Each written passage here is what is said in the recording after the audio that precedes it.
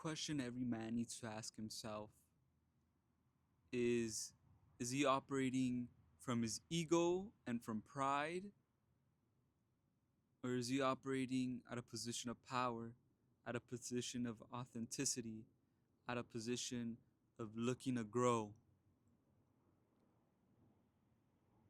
I pose this question because oftentimes you hear in this manosphere that you need to go ghost, you need to lock in, have a winter arc, cut everybody off.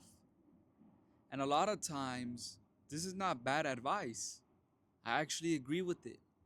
A man should be able to separate himself in solitude for a season so that way he could grow. But what I've come to notice is that oftentimes it's rooted in ego. It's rooted in, let me separate myself from the people that I love, from the people who have doubted me, from people in my circle who have passed on to me limiting beliefs, so I could show them that I could be everything they say I can't. And when you're operating out of this frame, it doesn't matter how many fucking ghost arcs you have, how many, winter arcs you have, you know, it's always gonna lead to dissatisfaction. You're still gonna be feeling inadequate. You're still gonna be chasing external validation. Rather, if you choose to separate yourself to gain higher understandings of yourself, gain knowledge, wisdom, gain growth, you'll come back to these environments that you used to be in with the sense of, I'm not better than these people, but what I am is a different person. And I hope now that I'm better fit to serve than operating out of place of lack. You know, I went through my own winter arc. I went through my own season of separation. But I like to phrase this as Proverbs 18 and 1 mode. When you read the scriptures, there is a proverb in chapter 18, verse 1 called, well, Proverbs 18 and 1, and the proverb goes, through desire, a man separateth and intermediateth with all wisdom. And I'm paraphrasing, of course, but what this season of my life taught me was I had to separate myself from everybody around me. And this is a scripture that I take out of my bag. It's something that I've embodied. When I need clarity, when I need deeper answers, when I need to dig deep and find myself, I go back to my source, which is the Most High God. I go back to the scripture and I look for answers. So when I first came across this scripture, it was brought up to me by a great brother of mine, Brandon, my Ak. Follow his page, PTK Mindset. You're missing out if you don't. Honestly, I don't know what the fuck you're doing with your life if you don't. But Proverbs 18 and 1 mode is what I called it. Proverbs 18 and 1 season. And what was this for me? Proverbs 18 and 1 was separating myself from my family, from my friends. And doesn't mean I cut them off. It's just I wasn't as active and involved in their life anymore. What I decided to do was seek out myself. This was after the time of my breakup that I went through. And the reason I marked the time of my breakup as a pivotal day in my life is because that was the beginning of the end of the old life I lived. That was the beginning of the end of the old man and the start of the new man who I am today, who the Lord has made me into today. Proverbs 18 and 1 for me was a time of questioning. It was a time of soul searching. It was a time where I had to question my entire reality. I had to have a whole season of reflection. And this lasted from March 2020, no, sorry, from January 2024 to September 2024. It lasted all that time. And you may be feeling in the need to separate yourself. And that's great. I think you should. Because in solitude is when you're going to find clarity. It's when you're going to find who you are. It's when you're going to be able to dig deep and ask yourself the right questions. So let's go over my own Proverbs 18 and 1 season. Let's go over my motive. Why did I do it? The reason I did it, the reason I suspect that the Lord put me through this season was so that I could re engineer my mind. I was operating out of a place of fear, out of a place of lack. Within my relationship, I understood that I couldn't operate in fear, yet I still did. So there was still a disconnect from my reality. There was still a disconnect from who I thought I was versus who I actually was. So I had to sit down with myself and be honest with myself and tell myself, the reason that you became weak in your relationship and lost yourself was because you believed yourself to be someone you weren't. You were delusional. You became delusional. So now you have to break down yourself and rewire your mind because these experiences of weakness made you believe you were weak. And this is something that you should do in a time of separation.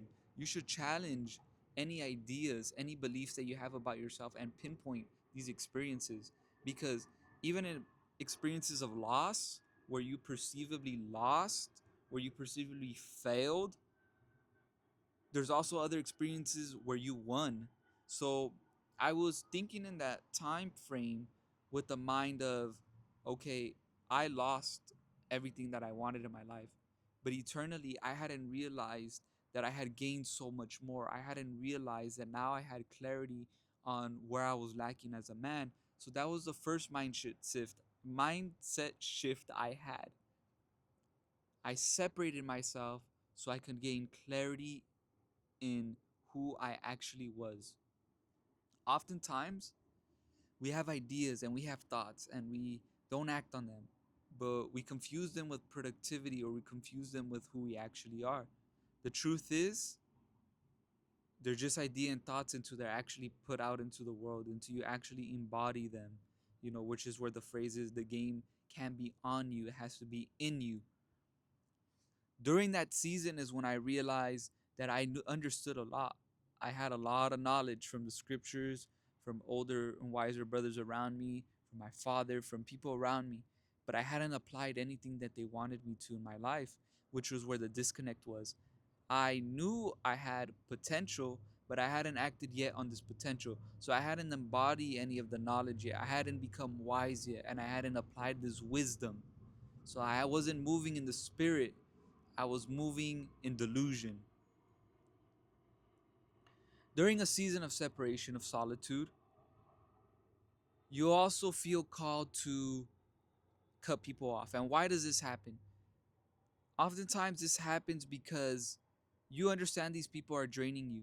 You understand that these people are taking energy from you, and you understand these people are placing their negativity into your life and is bringing you down. Now, I didn't do this with intentionally.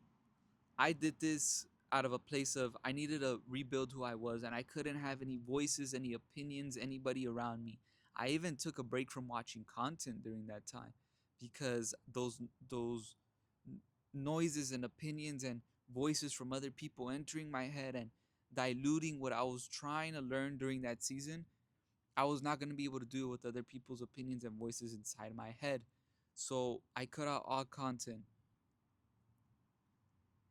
And this is when I realized I was operating out of a position of power versus a position of scarcity versus a position of seeking validation. And, we see this oftentimes when men level up after a breakup. You know, in the reality showing that they allowed their woman to hold them back, which is what I did. But what I did was I reframed that, that perspective. I told myself, I put the blame on myself first. I told myself, I let her hold me back. I let her distract me from my mission and my purpose. Let me not take it out on her and chase my ego and say, look at what you lost and look at what you lost. Like I'm better now and I got all this shit. Fuck all that. I didn't give a fuck about her after that. It was kind of like, shit, you asked out. let me go upgrade for myself. Let me go do something for myself, because I spent this whole relationship, this whole time serving your validation and worshiping you, if we're just being honest, which is what most men do with women, that now I wanted to do something for myself. And that self-will turned into wanting to do something for the Lord, and wanting to, move in the will of the Lord, and move in his love, and move the way he intended me to move. So that separation first started off as something that was egotistical, but then it became something pure. It became something that I was doing out of growth and love. It became something where my eyes were now open to see I was delusional, I was full of shit, and I wasn't the man that I thought I was. During this season, I also had to revisit the scriptures, because I was inconsistent with the scriptures during that time. For you, this might not be the same thing. Whatever beliefs you have, that's on you, that's your prerogative. For me and my story, I had to revisit the scriptures, and I had to clear my mind. I had to be born again, as the scripture says, be born again. I had to kill off any belief that I had, any belief, any ideas, any thoughts that I had, and I had to line them up with scripture. I had to prove everything. Everything that I had learned about the Bible at that point, I had to prove it. Anything as a child, anything as a teen, anything as an adult, I had to prove it. I had to go out and prove it for myself, and experience it for myself, and read it for myself thoroughly, diligently, and study it.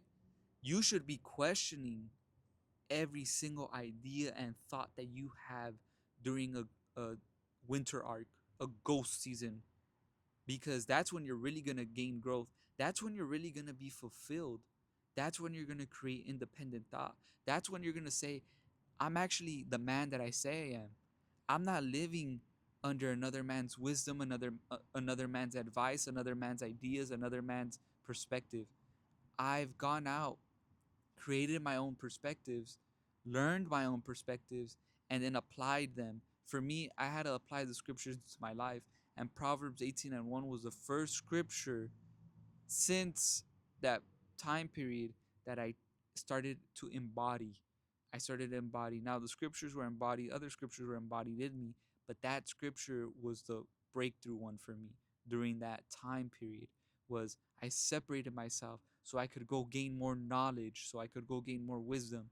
And now, up until recently, I went back into my old environments, hanging out with my old family, hanging out with my old friends.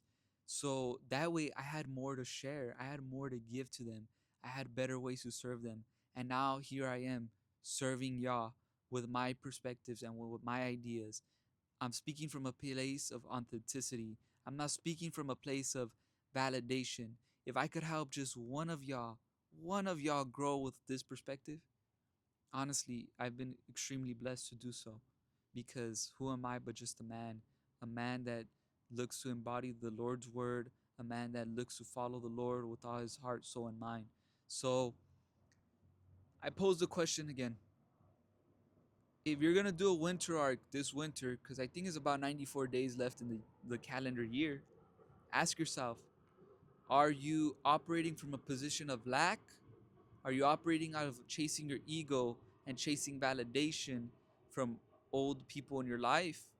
Or you're operating out of a position of power, operating out of purpose, doing this so you could genuinely grow, not for others, but for yourself? And that's all. And I leave you with that. Meditate on it, and peace.